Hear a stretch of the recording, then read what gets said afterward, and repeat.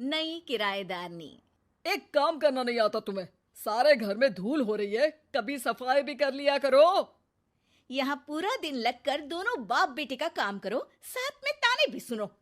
जब मैं बोलती हूँ कि ऊपर वाले पोर्शन में किराएदार रख लो, अरे सफाई भी रहेगी, पैसे भी आएंगे, तब तो किसी को मेरी बात सुननी नहीं होती। हो गया टैप रिकॉर्डर शुरू।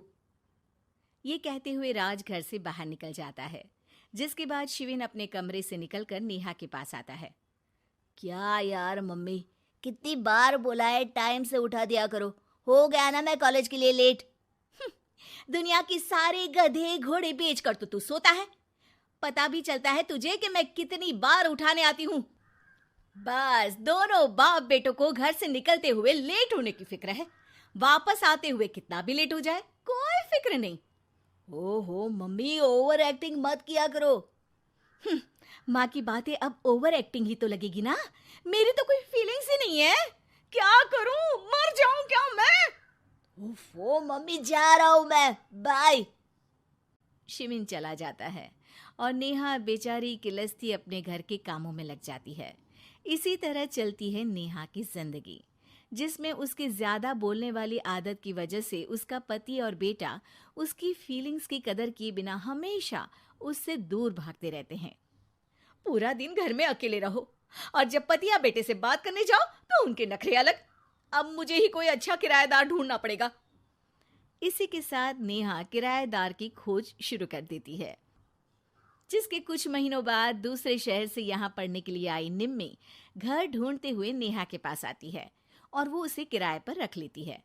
अगली सुबह हमेशा की तरह राज और शिविन अपनी जल्दी में होते हैं कि निम्मी वहां आ जाती है। दीदी, थोड़ी चीनी मिलेगी, वो कल ना राशन लाने का समय ही नहीं मिला। निम्मी को देखते ही दोनों बाप बेटे की जल्दी वहीं खत्म हो जाती है और वो निम्मी को इम्प्रेस करने की रेस में भागने लगते हैं। अरे मम्मी को क्यों परेशान करना, मैं हूं ना। अरे तूने आज तक अभी किचन की शक्ल भी देखी है? रुको, मैं लेकर आता हूँ। चीनी का डिब्बा कौन सा है और कहाँ रखा है वो तो पता नहीं है दोनों को, फिर चीनी के अपने मुंह से निकलने जा रहे हो किचन में। अरे मैं तो बस तुम्हारी मदद करने के लिए बोल रहा था। है क्या मदद? और वो भी तुम करोगे? सच में? अरे कोई तो सच बताओ, सुबह सुबह दोनों बाप बेटे कोई सूखा नशा करके तो नहीं आ गए ना? अरे कैसी बेकार की बातें करती हो मम्मी। अरे जब कौवा अचानक हंस की चाल चलने लगेगा तो शक होना तो लाजमी है ना। घर का ऐसा माहौल देख निम्मी वहां से जाने ही लगती है कि राज उसे रोक लेता है। अरे आपने चीनी तो ली ही नहीं? इट्स ओके भैया, मैं आज बिना चाय की ही कॉलेज चली जाऊंगी। जहां एक तरफ भैया सुन राज का दिल टूट जाता है, वहीं कॉलेज सुन शिविन खुश हो जाता है। वैसे आप कौन से कॉलेज में हो? इस पर निम्मी जवाब देने ही वाली होती है, लेकिन नेहा टोकते हुए बीच में बोल पड़ती है। अब दोनों को देर नहीं हो रही। हद है इनसे भी, कहीं बात बनने ही नहीं देंगी मेरी तो। अरे जा रहे, अब यहाँ बचाई क्या है?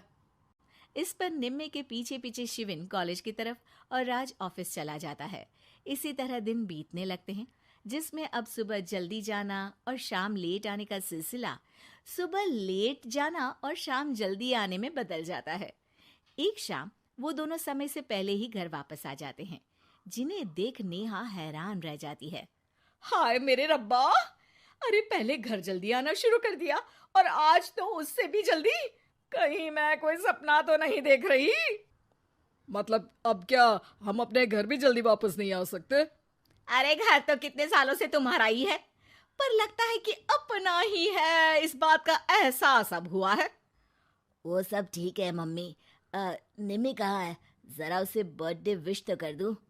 अरे वाह रे, आज तक तो अपनी माँ का बर्थडे तुझे याद नहीं रहा, उसका बहुत याद है। वो तो मुझे पापा ने याद दिलाया है। हैं? अरे क्या बोल रहे हो तुम, झूठे? नहीं बेबी, देखो मुझे तो तुम्हारा बर्थडे भी याद नहीं रहता, तो उसका कहाँ से याद रहेगा मुझे? तौबा, मैंने तो किराएदार रखकर अपने ही पैर पर कुल्हाड़ी मार ली। बेटा तो बेटा, यहाँ तो बाप भी किसी से कम नहीं है। इतनी देर में निम्मी भी घर वापस आ जाती है, जिसे देखते ही शिविन हैप्पी बर्थडे गीत गाता हुआ उसके पास चला जाता है। हैप्पी बर्थडे निम्मी। बताओ आज क्या चाहिए तुम्हें? हाँ हाँ, मांग लो ना इसकी जान। अरे नहीं नहीं, मुझे कुछ नहीं चाहिए, बल्कि मैं तो आज आप लोगों को कुछ देने आई हूँ। क्या क्या देने आई हो? निम्मी अपनी बैग में से मिठाई का डिब्बा और शादी का कार्ड निकालती है। ये मेरी शादी का कार्ड और मिठाई। आप सबको मेरी शादी में जरूर आना है और इसी खुशी में मिठाई खाइए। निम्मी की बात सुनकर जहां शिविन और राज शॉक में आ जाते हैं, वहीं नेहा हंसने लगती है। दिल के अरमां आंसुओं में बह गए। नेहा की बात से कंफ्यूज्ड निम्मी उससे इसकी वजह पूछती है, जिस पर नेहा अपने पति और बेटे की सारी करामातें उसे बताती है। आई कांट बिलीव, आपको मैंने भैया बोला, और शिविन तुम्हें तो मैं हमेशा छोटे भाई की तरह समझती हूँ, लेकिन कहते हैं ना, man will be always man. लेकिन आज से ये विमेन सेम नहीं रहेगी इनके लिए। फिर क्या, बाप बेटे आगे आगे और नेहा झाड़ू लेकर उनके पीछे पीछे।